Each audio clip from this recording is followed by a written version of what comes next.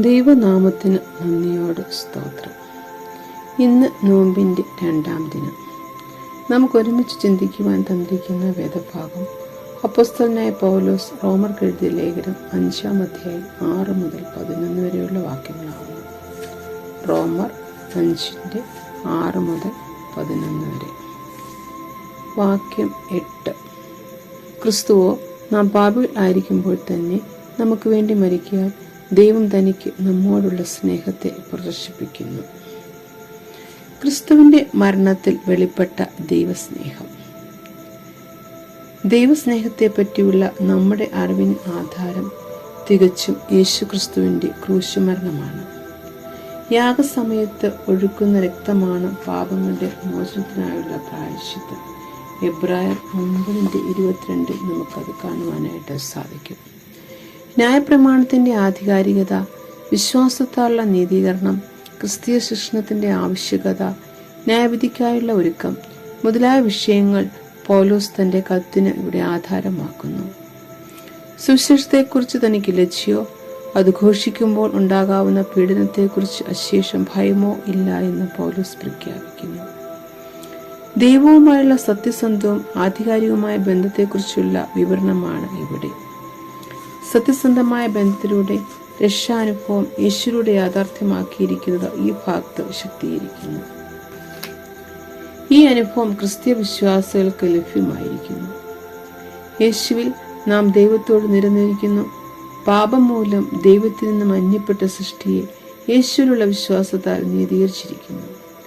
അതിനാൽ യേശുവിലാണ് ദൈവത്തോടുള്ള സത്യസന്ധമായ നിരപ്പ് സാധ്യമാകുന്നത്. നിരപ്പിന്റെ അനുഭവം ദൈവസ്നേഹത്തിലുള്ള കൃപയാണ്. ക്രിസ്തുവിൽ ദൈവസ്നേഹത്തിന്റെ ആഴം നമുക്ക് വെളിപ്പെട്ടിരിക്കുന്നു. വിശ്വാസത്താൽ അനുഭവമാകുന്ന നിരപ്പും സമാധാനവും യാഥാർത്ഥ്യമായി തീർന്നത് ദൈവസ്നേഹത്തിന്റെ നിറവിലാണ്. നാം പാപികളായിരിക്കുമ്പോൾ തന്നെ ക്രിസ്തു പാപരഹിത ജീവിതം നയിച്ച് നമുക്ക് വേണ്ടി മരിച്ചു. അതുകൊണ്ട് നമ്മുടെ രക്ഷ നാം പാപികളായിരുന്നപ്പോൾ തന്നെ നടന്നിരിക്കുന്നു. അതുകൊണ്ട് ഇവിടെ വിശ്വാസം ഈ സൗജന്യ രക്ഷയോടുള്ള പ്രതികരണമാണ്. ദൈവസ്നേഹം നമ്മിൽ പകരപ്പെട്ടിരിക്കുന്നതിനാൽ കൃപയെക്കുറിച്ചുള്ള സംശയത്തിന് ഇവിടെ സ്ഥാനമില്ല. കഷ്ടതയെക്കുറിച്ചുള്ള കാഴ്ചപ്പാടിന് വ്യത്യാസവും ഉണ്ടാകും.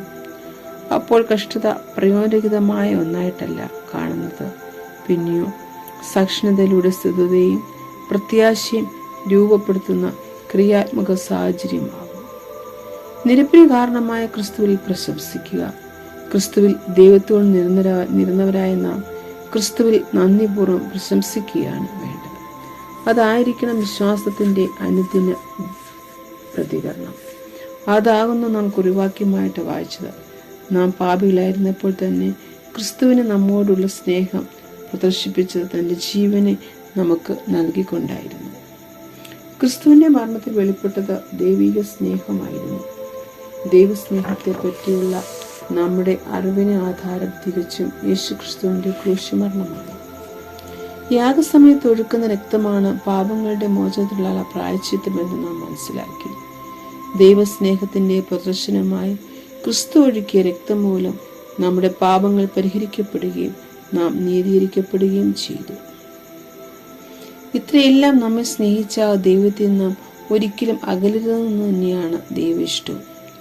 ഓരോ ദിനവും ദൈവത്തിന്റെ അടുക്കിലേക്ക് അടുക്കുന്നവരായിരിക്കാൻ, ദൈവസ്നേഹത്തിൽ വളരുന്നവരായിരിക്കാൻ ദൈവം നമ്മിൽ നിന്നും ആഗ്രഹിക്കുന്നത്.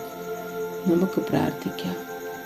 ഞങ്ങളുടെ കർത്താവും ദൈവമേ, ഈ നോമ്പിന്റെ 2-ാം ദിനം ഞങ്ങൾക്കൊന്നിച്ച് ചിന്തിപ്പാൻ തന്ന സാവകാശത്തിനായിട്ട് സ്തോത്രം.